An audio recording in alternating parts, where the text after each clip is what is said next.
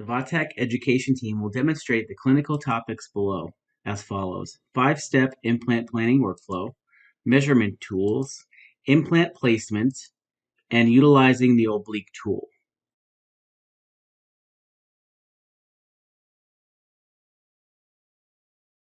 So for today's session, we're going to look at implant planning within the Vatech Easy 3DI software.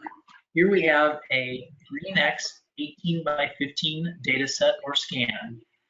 You can see we have our edentulous site number 19, and I can left click and rotate around my 3D rendering here. And we can see our site down here. One thing I do within the 3D software often is I will change this to the MIP or maximum intensity projection to really show that crestal ridge of our edentulous site there. Another thing I'm going to start with is utilizing our NPR window by focusing on the area of interest within the axial slice. So I'm dragging my slice down inferior to our implant site, and I'm going to grab my cursor and move this right to the center of the ridge. And we can also come out to the end of this line here and rotate around. As I rotate there, let's right click here and look at our sagittal view, and we can see our implant site there. So with a few more minor adjustments here, and I'm going to go ahead and hit my space bar to eliminate those crosshairs there. As I rotate this around, you can see we can really visualize that inferior alveolar nerve. So we do cover this in other tutorials and other lunch and learns, but let's look at tracing our nerve. I'm going to go to my draw canal, all part of the process. Start in the lingula and click through to place our points. And I'm just left clicking to place right through the center of our ridge or of our nerve there.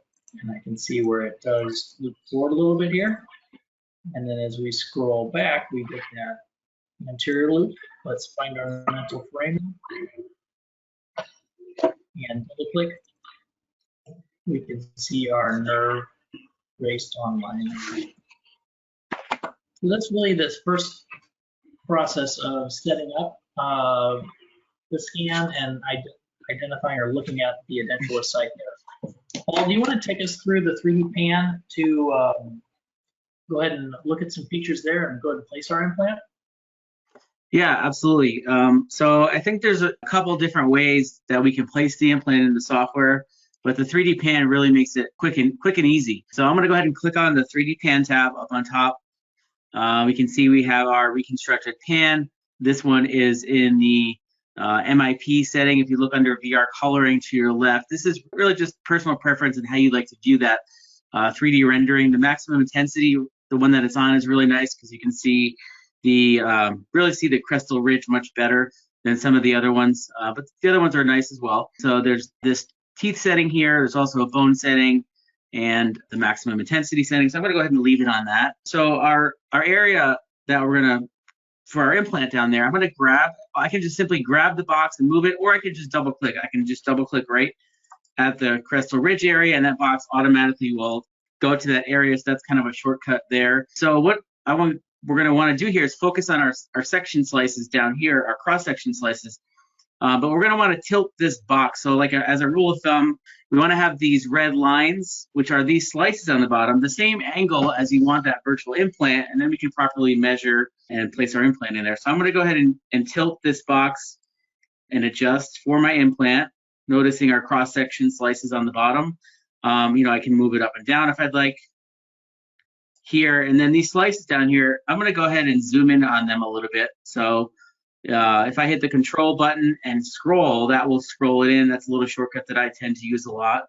And then from there, we can go ahead and directly measure right on our cross-section slices. So I'm going to grab my length measurement here, and I'm going to do it's just a left click. I'm going to click right in the ridge all the way down to the nerve there. I'm going to let go, and then I'm going to click again right at the edge of that nerve to see how much room we have to see our measurement there. So that is my vertical measurement. I could also do a horizontal measurement across the bone, left to right, if I wanted to. So when you're measuring, the tool stays on your cursor. So you can see as I move my cursor around, we have that ruler attached to the cursor. So it does stay in measuring mode. So you can measure multiple measurements. You can keep going. And then easy way to turn it off is just to do a right click of your mouse and the measurement will turn off. Here I'm just dragging away the measurements so we can see them better. So now you can see our measurement and we can go ahead and put the implant in. So what we may want to do is move those measurements out of the way or delete them. They tend to get in the way when you put the implant in. So what I usually do is take a screenshot at this point with my camera capture view frame, and that will save that for me so I can take a look at it later. And then I'll go ahead and just delete my measurements here. So in addition, before I put the implant in, I just want to talk about the red lines on my green box and our slices for a second. So if I do a right click on my cross-section slices, the interval here is set to 1 millimeter is important because those 3 slices, in this case, are 1 millimeter apart, but I may want to put them down to a 0.5 millimeter or put them up to 2 millimeters. And if you see, if I do that, now those red lines are 2 millimeter apart. So that's what deciphers the measurement direction and the distance of those slices. So now I'm going to go ahead and click on Insert Implant. So if I go to the left of my screen, scroll all the way up under the implant section right here, I can just simply click Insert Implant and the implant property window displays for me. So here, the first thing we're going to do is we're going to click the tooth number. So we are going to choose tooth number 19. So Paul, the nice thing here is it looks like you already have this, the company set for Straumann Right. as a default, and then line up as the bone level rock solid. And that can Right. always be, but as you choose your implant over there, if you click that set as default, it will go per tooth. We can automatically default that, so we don't have to go searching back through our database. We can get Right. it really down either the lineup or the individual implant. So I think we might need to choose. Right. And one common question is how do you default all of them? Well, you do have to go and set a default to each individual tooth because you may want different companies for different tooth numbers. Yeah, or different sizes too. That's Right. one thing a lot of, like larger back for the molars, maybe a skinnier implant for our interiors there. Right. So I'm going to go ahead and choose a 10 millimeter implant and we're going to click Insert. So we'll place it on my cross-section slice. I can click in the center of it and hover and I get this crosshairs and I can click and drag it around bodily, left, right, up and down. I can tilt it by grabbing the lines on the upper section here. I can tilt it and it will tilt on the given axis, upper axis or the lower axis here. And then also I can do a right click and let's talk about some of the right click options. So if I go to property, that will bring me right back to this implant property window. If I want to change the company brand or lineup or size altogether, I can go here, right click again. I could hide, I could delete. Show info just shows the implant brand there. So what's nice about that is, if I want to take a screenshot and save it for later, you can have all that information right on there for you. Also, edit implant. So if I want to quickly change the size of the same brand and manufacturer, I can select edit implant and I can quickly see change the size there. You can see the purple around the virtual implant on my cross section is kind of a preview. So if I go down to let's say 8 millimeter length, it'll show you kind of a preview before you say okay, which is nice. So that's how you edit. I could also copy an implant if I wanted to quickly put the same implant on, let's say, another slice, or I could lock it. So locking is a good idea if you're happy or with the placement of the implant and you're doing, especially if you're doing multiple implants, so you don't accidentally move the implants after you're done with them. So that's what the lock feature is for. So if I click lock, you can see that I can't accidentally move it. But if I want to move it further, I can also always go back and right click and unlock it.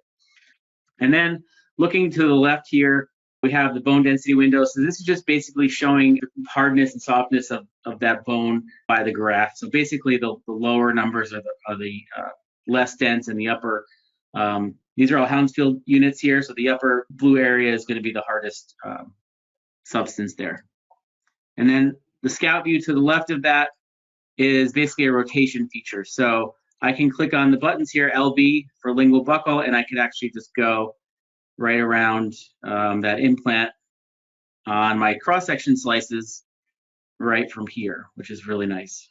Yeah, so that's one way to do your oblique. oblique view there in the quick way for the 3D pan. Right. Paul, should we look at maybe another way to do the oblique from our NPR window now? Yes, absolutely. So it's nice to look at it here. Sometimes you're not exactly on it, so it's really best to, in my opinion, go back to the NPR.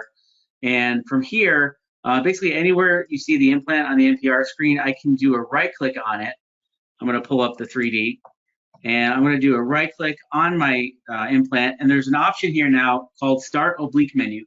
So this is a new feature they put in that automatically takes us into our oblique mode, which is that 360 rotation on the NPR here. So I'm going to right click Start Oblique Menu, and now we're automatically in this oblique mode. We're still on the NPR tab, but we're just in this oblique mode. So what we're looking at is we're looking at a cross section here on our oblique window, and this is actually the slice that we're looking at here. The orange line is this slice on my left. So I can grab this orange line here and we can rotate around 360 degrees on that implant. And you're also able to change the orientation of the implant in that oblique window if you need to change the right. Right. So if I come here and let's say that, you know, I want to raise that, lower that, or basically, you know, anything I want to do with it, I can just grab it right here and move it up or down direction I want there. So that green arrow, you know, is letting you know what direction that they're looking at that upper left image. So right now we're looking from the lingual out is what that green arrow is telling us. Or the facial side or any direction. And then just to get out of this tool, all I'm going to do here is basically unclick oblique. Because again, we're still in the NPR tab. So I'm going to unclick oblique and then we just go back to our regular layout on our NPR tab. So I guess, yeah, moving forward from that, let's look at maybe some screen captures. So I'm going to come over here to my main window here, and we can change this back to our maybe phone. And we can see our implant placed there. Let's go back to our grayscale. And if I wanted to do my screenshot, we can do our screenshot there. Looking at a couple other screenshot tools, let's go down to our capture here. And maybe I want to just screenshot my mandible in that certain area. Let's capture that. And then we can go over to our console. Paul, you want to take us through our console and kind of going through looking at some of the images we have? Yeah, so all along while we're treatment planning in the 3DI software, you can take screenshots, and this is really where it all comes together.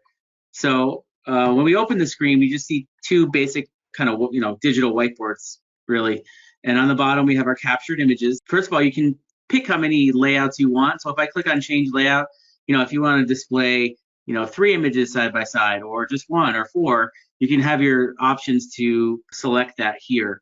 So I'll do this one. So there's 3 layouts here, and basically all I'm going to do is grab my captured images and pull them into my window, and we can talk about it with the patient. So it's a really nice patient consultation tool. You can also pull, if you have Panorexes stored in EasyDen, you can pull those side by side as well, alongside with our screenshots. And then additionally, we have consult videos under the consult content. So that's what these are down here. So if you click on under the category here, these are all the specialties. So for example, I could select implant dentistry. There is tons and tons of videos in there, but in different categories. So I could, for example, select implants, and we could find a relative video, and all you have to do is drag it to, again, one of our window slots here, and it will go ahead and play a animation. So there's no sound with these, they just play an animation, and but it makes for a really nice consultation overall experience. Right. That really kind of takes us through implant planning, also to patient consultation. Also, should we do a quick overview of what we covered today? Sure. Yeah, so we started our NPR window, and we actually traced our nerve. We did that through the sagittal section by scrolling down and focusing on that sagittal window to get a view. And then we went in and utilized our draw canal. Then Paul, I turned it over to you, and you had went to our site number 19, where you just simply double clicked on the implant site, rotated this around, We took some measurements over here, went up to our insert implant, and had your preset implants already set here, and hit insert and it placed that implant right through there. We also looked at our quick summary here, our oblique tool in the Scout. We touched on our bone density window here, where you can roll around and look at that view. We also looked at our right-click features here for our oblique tool, to another way to rotate around that and adjust the implant. Took some screenshots, and then finished off with our console. I think that's a really good comprehensive review of simple ways to place implant within the Easy 3DI software. So thank you everyone for joining us today. If you guys have any questions for the education team, please reach out to us at education@vatechamerica.com. Yeah, and don't forget about our webinar schedule for upcoming webinars. You can see on the homepage, go to webinar schedule here, and you'll have all of our upcoming sessions found under meetings and events. And then also everything, we have a lot of recordings from past events, so you can find them under the Education Academy, under webinar. We have our software tutorials, and also devices over here of 3D imaging, but also have our 2D imaging, and even our control sensors on there now. Over 200 hours of recorded session there. Yeah, lots of content. Well, I want to thank everyone for joining us today. And we look forward to our next session with you. Thank you.